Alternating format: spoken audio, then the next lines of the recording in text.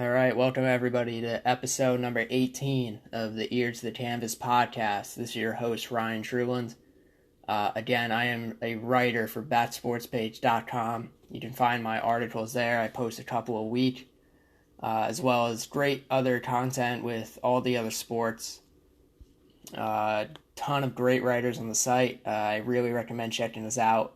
And I got big news as far as Ear to the Canvas goes. I will be having UFC fighter Lyman Good on the podcast in either next week or the week after. Just working on scheduling a date there.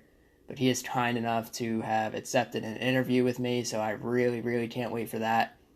We are less than 24 hours away from, or out from, whatever, Figueiredo and Joe Benavidez. UFC Fight Island 2 was less than 24 hours ago, and it was a fun night of fights. It really was. I wrote an article last week after the UFC Fight Island 1 card with Cater and EJ about how impressed I was with the debuts of some of the young fighters. You had Modestas Bukauskas with a win, Khamzat Chimaev with a win.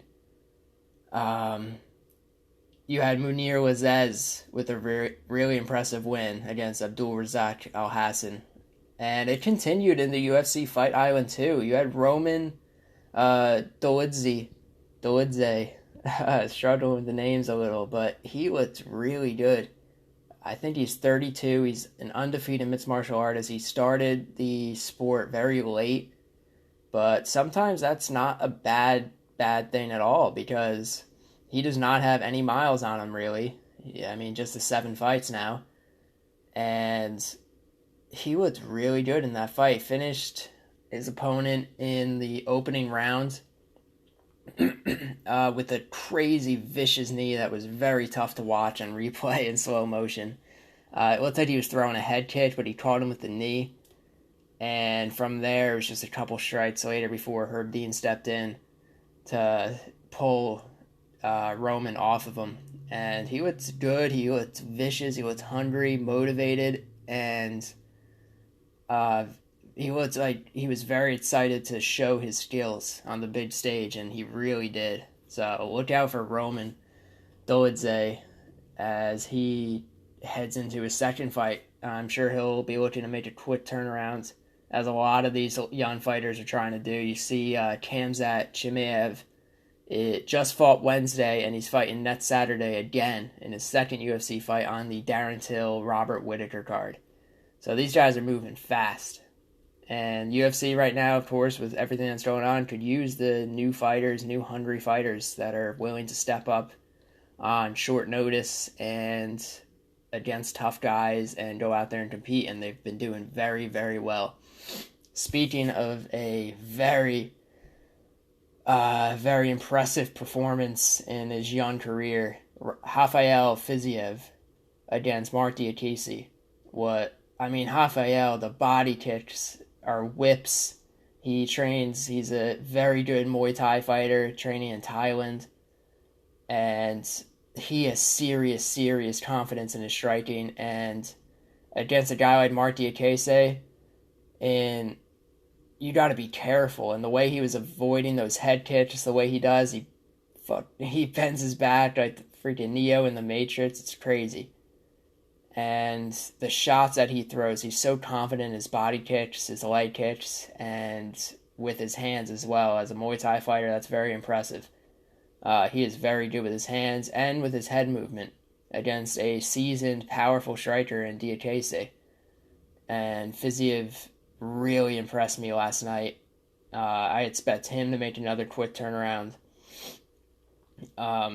He is a scary fighter for anybody in that 155 division, as he is going to make his way up into the top 15, I think, sooner rather than later. So let's move on. Those were the two fighters that really impressed me before the co-main event, and then, of course, the main event. I want to start with the main event, because I like to go top down on this podcast, go from most talked about fights down. So I wanted to start off with Figueiredo versus Joe Benavidez. Fight number 2 between these two guys. I went back and watched the first fight a couple of times heading into this one, just as a refresher, because coming in, everybody says that the headbutt was the game changer in that fight, and I disagree with that. I mean, Joseph Benavidez had some success early on in that first fight. Apparently, the judges gave him the first round. But Figueiredo, in the first fight and in the second fight, I am sure of this, he just looked like he was not threatened by anything that Benavidez had to offer.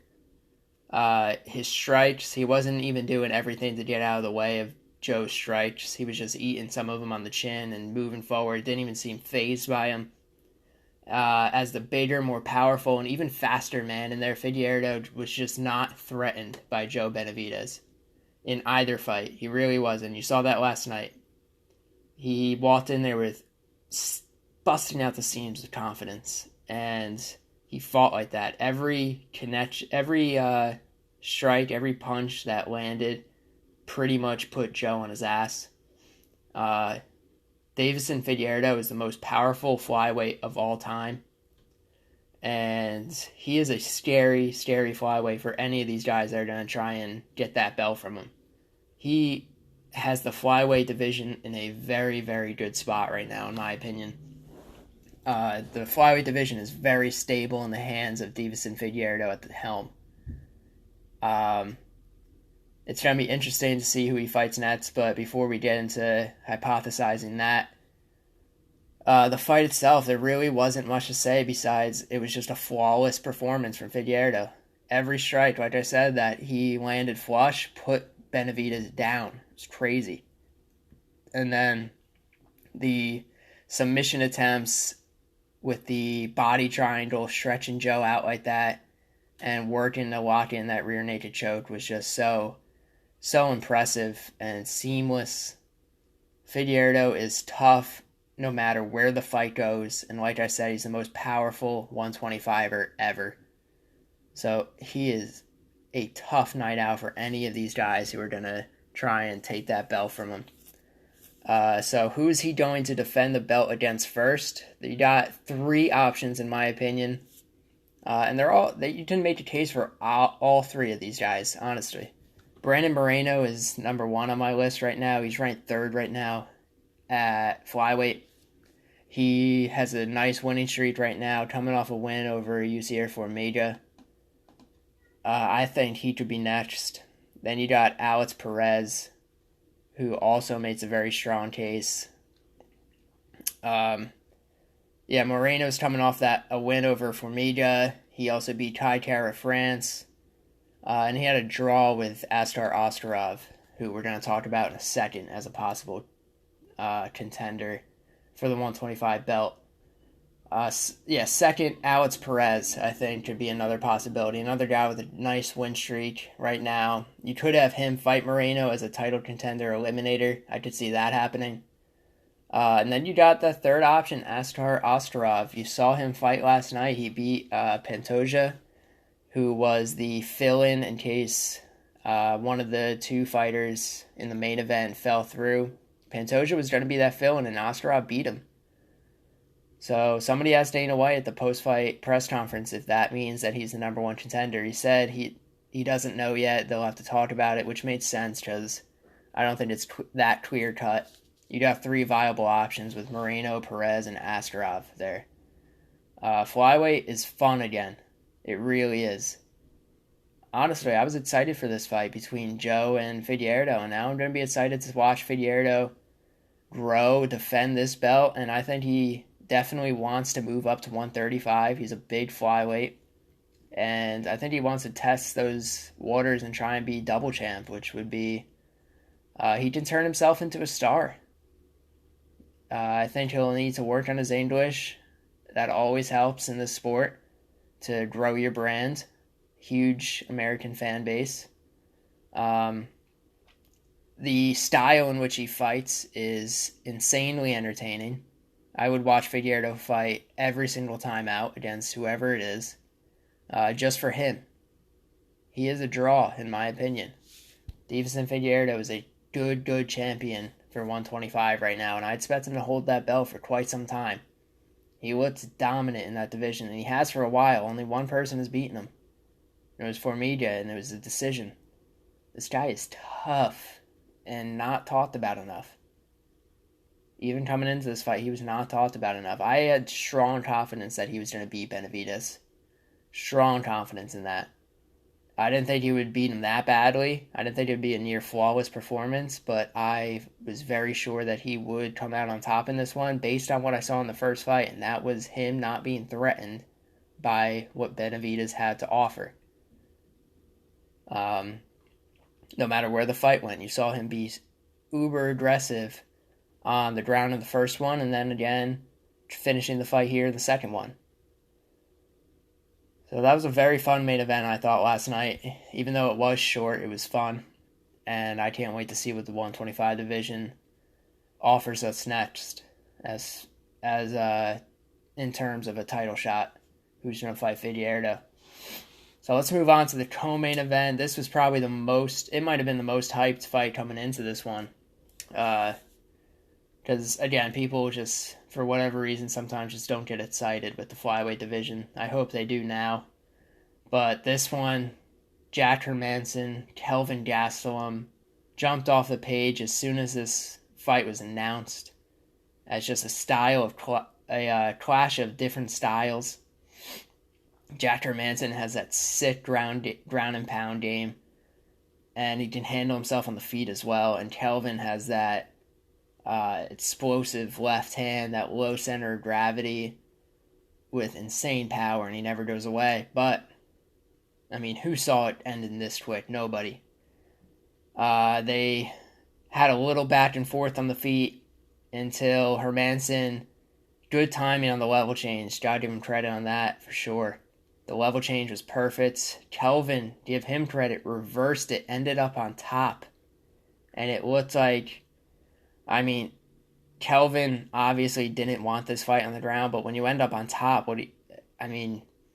Kelvin's no slouch on the ground. He's going to try and work on the top, and he didn't even really want to. He was trying to escape, and Hermansson got a hold of that leg, and Kelvin, he could have defended it. Bisping was saying he could have pushed off or turned, but if you miss that small window of opportunity, it's going to be too late, and that's what it was. It was too late. Hermansson had a hold of that heel hook, and that was a wrap.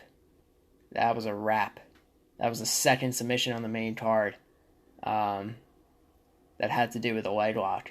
And those are, you don't see those too often. You saw them twice on the main card. And Jack Hermansson really stamped himself as a possible contender and not an easy night out for Izzy or whoever is going to step in front of him. Right now, he's ranked 6th.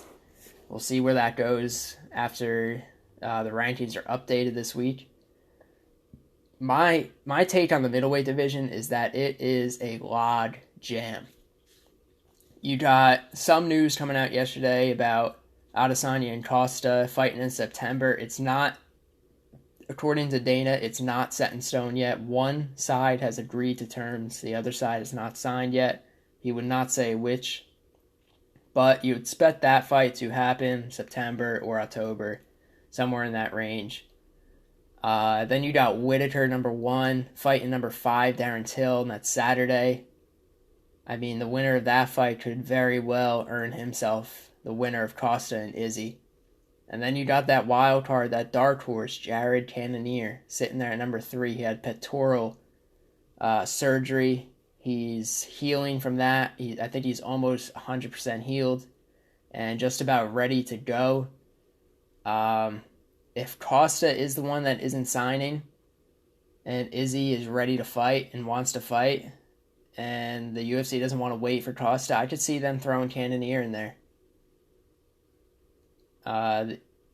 Cannonier could earn himself a title shot without fighting again, I think. I really do. Then you got Yoel at 4. He's going to need at least 2 more wins, I would say, to earn another title shot. He's fighting Uriah Hall next month. And then you got Hermansson there at 6. So the winner of Whitaker and Till, and then Cannonier still are probably ahead of Hermansson in terms of title shots. Cannonier beat Hermansson already, so you're not going to see that. I don't think the winner of Whitaker-Till will fight Hermansson.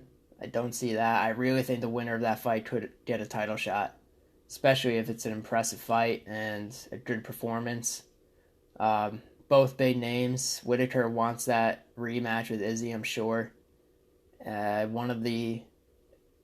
He's a great former middleweight champ, and he deserves another shot if he gets his win over Till. Maybe the UFC will make him win one more. We'll see. But it is a log jam at 185. That's the bottom line.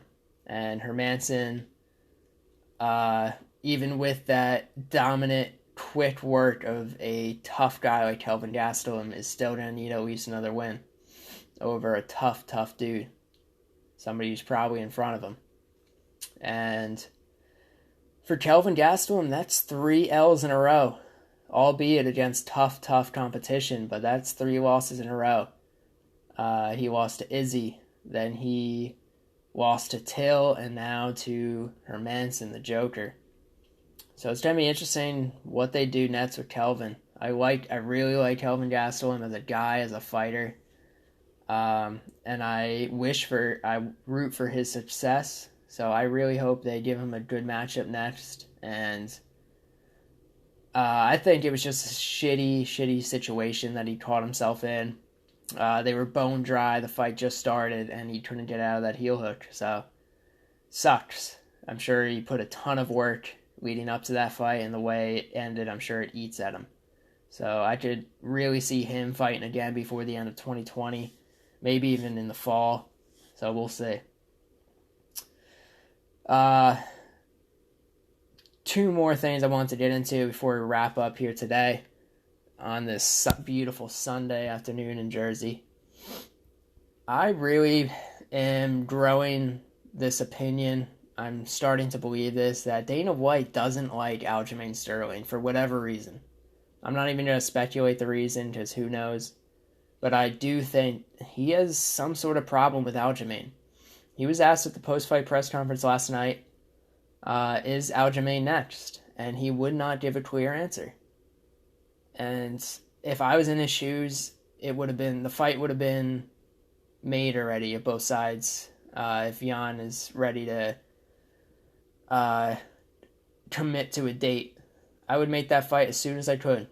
Because Aljamain deserves the next shot. He deserves it over Marlon Moraes. I don't want to hear it. Aljamain deserved the shot before he beat Sandhagen. And now that's just the cherry on top. It's got to be Aljo versus Yan next. And the fact that Dana isn't agreeing to that, I just don't get it. He's got to have some sort of problem with Aljamain Sterling. I do not think he likes him. Aljamain clearly, he's all over social media every day, just campaigning for that shot against Yan. And so it's not that he doesn't want it. It's not that Yan doesn't want it. It's that Dana White and the matchmakers are hesitant on it. He's got to be next. Got to be. I'd have an issue if he wasn't next, honestly. If they put Moraes in there to fight Yan next. It's got to be Sterling. It's got to be. Now, last thing, I want to give updates on Israel Adesanya and Khabib, 2 of the biggest names in the sport.